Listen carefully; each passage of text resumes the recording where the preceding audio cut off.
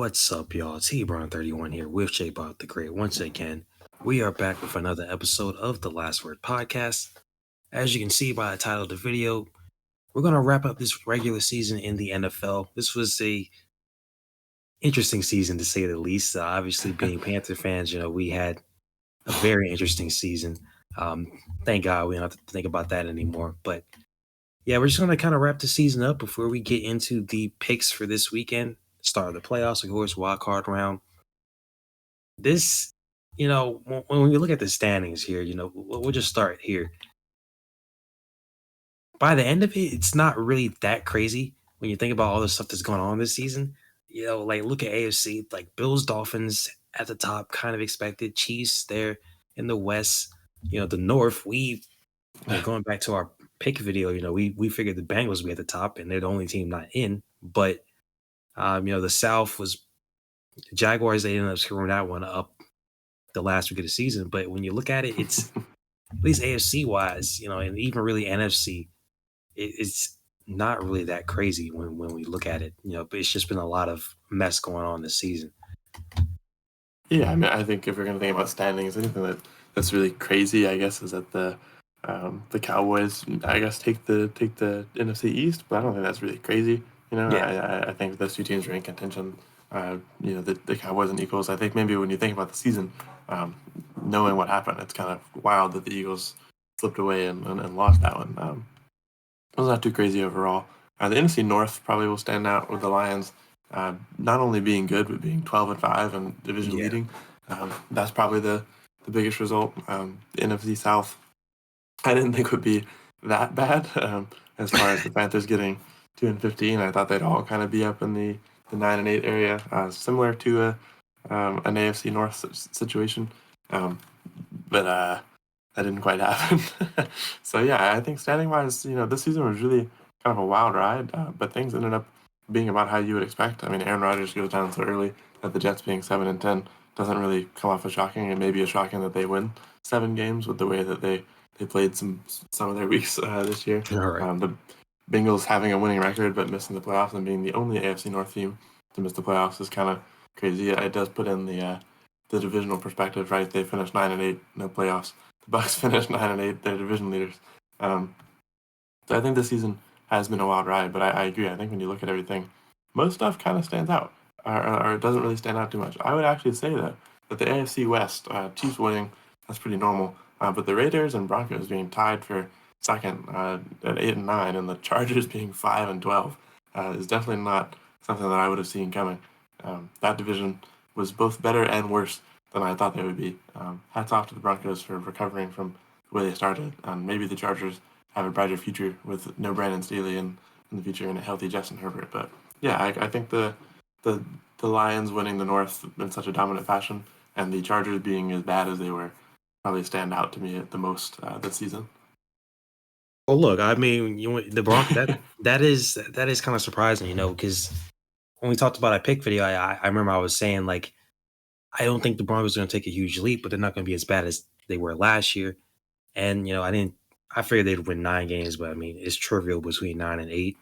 Because since you can't finish 500 anymore anyway, it's doesn't matter that much. But yeah, when you get to the point where they got to in the beginning of the season, where they were like literally one of the worst teams that we might have ever seen, especially on defense, and then they have that run, then they fall off at the end with some questionable losses, and then they strong arm Russ basically into saying either fix your contract or we're done with you, and they're done with him anyway. It's that we never really talked too much about the whole thing with Russ, but I think at the beginning of the season, like I don't think Sean really ever wanted Russ in the first place, if we're being honest here. I mean, even when he first came out and he was saying like we're not going to be doing all the stuff that they were doing last year, that's one thing. But I just don't think I don't think it was ever really going to work between them unless by some grace of God they had a crazy season, 12, 13 wins. Russ is in the MVP conversation. Like I think no matter what, unless there was a season like that, or maybe even 11 wins, he was probably going to move on from Russ regardless. I think it just wasn't his guy. And he took the job because look, he took the job knowing Russ is the franchise quote unquote quarterback, right? But he signed that deal. And it's like, okay, if as long as Russ doesn't have an MVP level season, you can make a justification that we can move on from him. So yeah, I don't think it was really ever going to work out. Like even again, even if they went, 9-8, they won 10 games, barely slid into the playoffs, like you make it to the wild card round, you basically do what the Steelers did, and then you get eliminated first round, you can still maybe justify going in a new direction. So that now it's very obvious that's what's going to happen. And we'll see where Russ ends up. Raiders on the flip side, I don't know what they're doing with their quarterback situation, and hopefully they can get the coach situation correct. With all these coaches changes we're about to talk about in a minute here, you would assume that they don't make the same mistake they did before. They stick with the interim guy, Antonio Pierce. I just saw a post. Max Crosby gave his endorsement. That's obviously one of your best players. You probably should take it into consideration, but you never know. They might want to get in this Jim Harbaugh sweepstakes. Mike Vrabel not going to New England now. Maybe that happens, but yeah, biggest disappointment there is obviously the Chargers. I mean, going 5-12. Herbert got injured, but wasn't until late in the season. They were still already really bad. Yeah, Brandon Staley, he's gone, so that's another team that maybe that might be in that situation where they're looking for Jim Harbaugh or somebody else. Bill Belichick, we don't know what's going on with him. Maybe that's what kind of situation he wants with a young franchise quarterback instead of what he's been dealing with in New England the past few years. So I don't know. What do you think about that one? Yeah, I mean, I think they definitely are going to be looking for some like drastic change. I mean, you think about the Broncos who had 70 scored on them at some point. They finished with a net score or net points of -56. The Chargers have -52. They did also have 60 put on them, but it's a they're not too far behind. I mean, they had a really embarrassing season on defense. Their offense kept up in some games, and other games just looked really bad. You had those bad late game decisions that we've seen from Brandon Staley, sometimes Justin Herbert, but a lot more Brandon Staley. And so I do think, I don't know, I feel like Belichick is a good option for them to be looking at here. Mike Vrabel getting fired by the Titans is stupid for the Titans, but great for everyone else who needs a coach. So the Chargers, I think, could take him. But maybe they want a guy like Belichick to try to help Herbert with some of those, decision-making issues that he has every now and then to make sure he gets those receivers up into shape. I mean, the Chargers have a lot of talent on the field. You just need to find a way to make it work. It would help to not do dumb stuff with your timeouts or anything like that, play calling, as games are getting close. So I think, Jim Harbaugh, Bill Belichick, Mike Vrabel, those are big guys. They don't seem like one of the teams that's going to be kind of looking at other people's coordinators to try to fill that gap. I feel like they're going to be one of the teams that wants to get an established big name who's ready to go. And I mean, Jim Harbaugh is established as far as college goes. That might not work out in the NFL. You never really know until it happens. But that would be a thing worth trying, I think, for the Chargers at this point. So yeah, I guess I'll stay here in this kind of realm. The Mike Vrabel firing is probably the most baffling to me. I mean, we had people like Arthur Smith get fired. I don't think that was a big shock, but I do think they're going to be a big candidate. Another team with a lot of offensive talent and defensive talent, really, waiting on a good coach to come in and take that over. But the Titans were the number one seed with Ryan Tannehill. That was the work of Mike Vrabel. I had some issues going on. The GM kind of keeps stepping on Mike Vrabel's toes, trading away every player he possibly can to the Eagles. I don't know. I think firing Vrabel is a really weird decision. Doesn't make sense. Maybe Vrabel also wanted to go. Maybe he was tired of dealing with the Titans GM with the way that they were sitting away all of his talent. But he finishes with a massively winning record, 41-24 in 4 years there in Tennessee. Finished as the one seed one time. Sent Tom Brady to the Buccaneers when he outcoached Bill Belichick in that playoff game, using Bill Belichick's own timing tricks against him. So I don't know. He feels like he's going to be the biggest guy. He's somebody who, in my heart and soul, I would love to see in a Panthers coaching uniform. But I do also think that we might be the Tennessee Titans again, where we don't have a lot of stuff for him to work with, and he's just going to be suffering and in pain and mad. And our owner is also the worst guy in the NFL potentially. So maybe that wouldn't be best for Mike Vrabel. But I personally would love to see Vrabel come to Carolina. I also would not be mad with Bill Belichick to come and develop Bryce Young some. But I feel honestly a little more weary about that one. I know that they have the Bill Belichick, Tom Brady merchant allegations, but you got to look at when he loses Tom Brady, he gets Mac Jones, Bailey Zappi, and he has Cam Newton, who was good until he got COVID, and then he falls off there. So yeah, he helps draft these guys. He makes the poor decisions to get them in some of these places. But I don't know if you can be that harsh on him just because he doesn't have Brady, because the talent he had after Brady was nowhere close to Brady. But between those two, I would honestly rather have Mike Vrabel come to Carolina. I don't know how you'd feel about that. I would assume positive, but it also feels like a long shot, and I'm not expecting him to go to Carolina.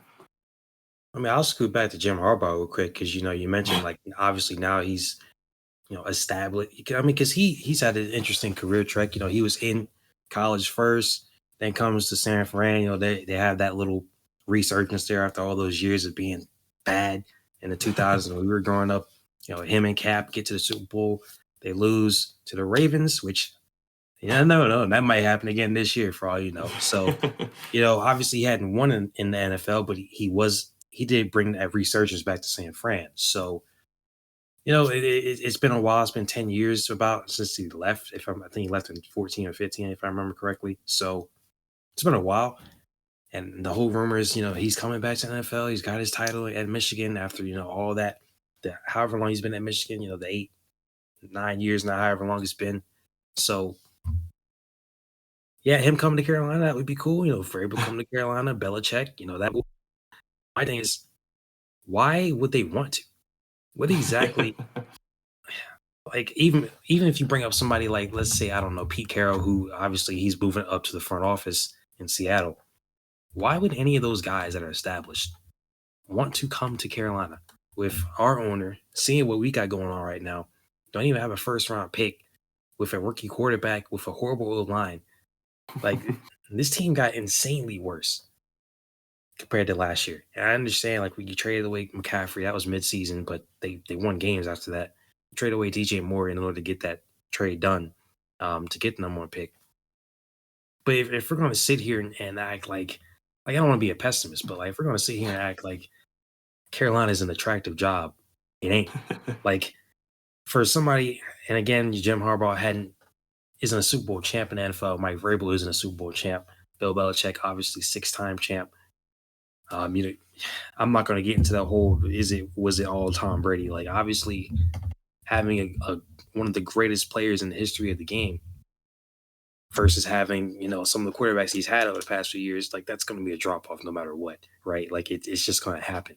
Obviously you didn't expect them to be this bad, but that's just realistic. So with any of these guys, why, if you're an established guy like that, Super Bowl champ or not, like why would you want to come to Carolina? Like I think who we're probably going to get, if it's not one of those type of guys, it's probably somebody that has been waiting for an opportunity. So, we've been talking about the Lions OC. I mean, maybe he's garnering a lot of attention again, like he did last year. Like I'm not trying to be depressed about it, but it's like I don't see a scenario where we're getting a top tier head coach. Like it's probably just not going to happen. It's going to be somebody that's looking for their first opportunity, because even though you got all these issues, it is an NFL job. So there's only 32 of those. They'll get somebody, but I think it will have to come with assurances that David Tepper won't be what he has been the past few years, especially this year. So I think we gotta just kind of, maybe we might get one of those guys. We kind of gotta just put our expectations a little bit lower, because even when you look at these other openings, right? Your Chargers again got a franchise QB. The Tennessee Titans, that one's gonna be a little bit rough because maybe Will Levis will be good, but obviously they've been doing a whole lot with that roster, so that one might be rough. Seahawks, they got a good team, missed the playoffs, but still a good roster. Commanders, maybe. I mean, they fell off really bad this year, compared to where they were, mid-season. And even like the Falcons, like you got a lot of young offensive weapons, at your three main positions, outside of quarterback. So there are better openings. I mean, Like even with the Raiders job, like it's at least something there. If Antonio Pierce doesn't get that one. So yeah, I just don't with us not even having a number one pick, like it's gonna be rough. Because at least Washington, New England, I didn't mention Arizona, but they're not gonna fire their guy after they just got him. But Washington, New England, the Chargers, Dayball ain't going nowhere, I don't think. But they're up there in the top 10. Tennessee, the Falcons, Bears once again. Outside of that number one pick, they got the 9. And then the Jets, they're not firing Robert Saleh, but just making the point, all these teams, they have a lot of these teams have openings and they have picks in the top 10. Like, you got something to work with. Like, we don't even get a pick till second round. I'll toss it back to you to finish because I've talked enough about the Panthers. I think this is the most we've talked about them this season. It's just because there's nothing to really talk about. So just to leave you with this stat that I might be screwing this one up. I'll say that because it was at the beginning of the season, and I shared this with you, and it was basically a perfect snapshot of the Carolina Panthers over the past 10 years. So if I remember correctly, from 2013 to 2017, Carolina Panthers were tied, I think, for the 5th best record in the NFL, which not crazy for appearances in the playoffs in that 5-season span. The next 5 years after that, not including this season, of course, tied for 4th, if I'm not mistaken, in the worst record. So I'll just leave it there because there's not much else to say. This team has fallen off so dramatically in that time span. It's not like they've been great historically. They've been pretty much average. I think they're like slightly below 500 all time, I think, if I'm not mistaken. So it's like that's who they are. But it is frustrating to think you're on the up and up after getting a guy like Bryce Young and then to get exponentially worse. I mean, what else does that really say? It's tough, right? Because you look at it and it's like there's not really a light at the end of the tunnel right now for Carolina because they're so far from the end of the tunnel. And you would think that you get Bryce Young, you're just a few steps away, right? We do a little bit to fix the O-line, we get them some receivers, and they tried to do it in the offseason, at least the receiver thing. I think that DJ Chark is worth trying to keep him around. He had a really unfortunate fumble into the end zone that stopped us from, at the time, being up on the Bucs. We might have still lost. It wouldn't have done anything for us. It would have just shaken up our division. We'd have finished 314 instead of 215. But I think the issue with these top tier coaches coming here is that there's nothing to come here for. You have Derek Brown, Brian Burns, Jeremy Chin, and Bryce Young to work with, and that's it. I mean, Hayden Hurst and DJ Chark are something. Miles Sanders without a good O line is nothing. It did not work out this season. I think he's great when he has space to get a little shifty, but you can't get shifty if as soon as the ball is snapped, every single offensive player is on their back. It doesn't work. Chuba Hubbard worked a little better because he's more of a bruiser type of running back. Maybe if some of these big name running backs that are in free agency, if we can get them, but the same thing is if you're looking to get them in free agency, the issue is why. Why would I go to Carolina? Why would I go sign a deal with a team that went 215, doesn't have a pick, might not have a pretty good coach because it's going to be some guy trying to make a name for himself. I just think they're in this really weird state of limbo. You could see a Mike Vrabel go to Washington and take the roster they have and really revolutionize it. I think Jared Mayo is going to be good in New England. He's been there for a while. I think he's going to have something to work with. I think he's going to be a good enough head coach to try to get them back on the right track. Arizona, obviously, at the 4th pick, they had their star guy out for most of the season. I don't think it would have fixed a whole lot, but there's more to work with. They're not going to lose their coach to the Chargers. As I said, have a lot to work with. You send Mike Vrabel or Bill Belichick to the Chargers, and I would be afraid of them again.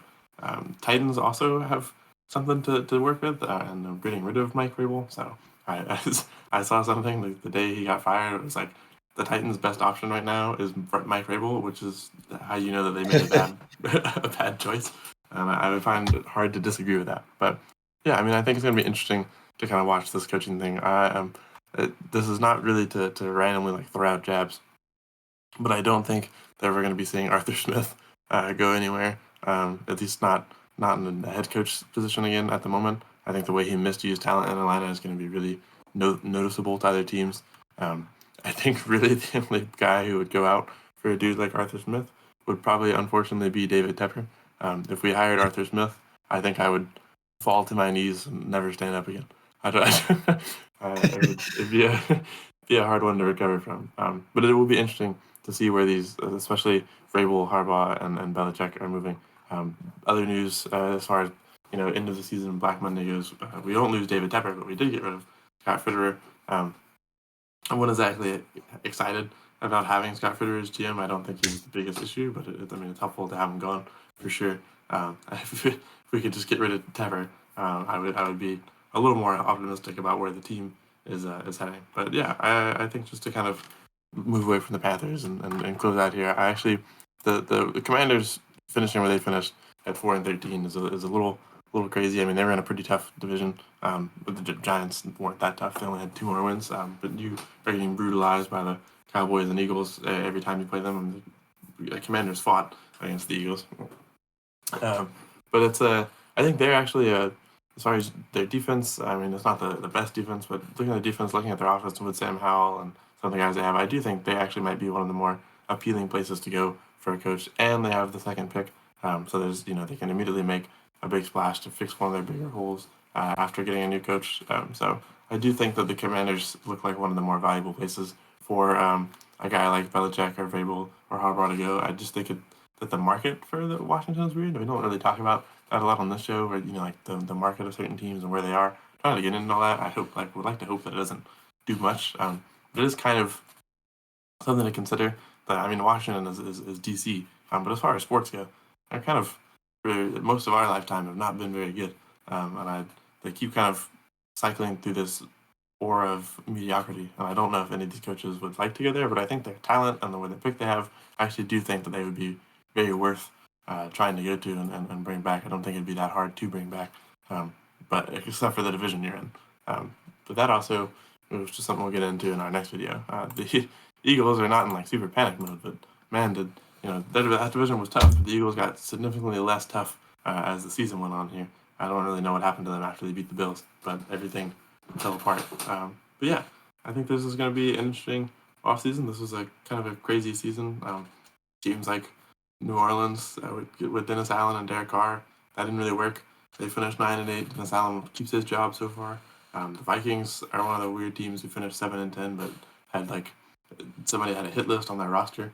So we'll kind of see if they can come back next season and contend against the Packers and Lions. I don't know. I think this season was kind of very, very injury played, and it made it definitely an interesting thing to keep track of.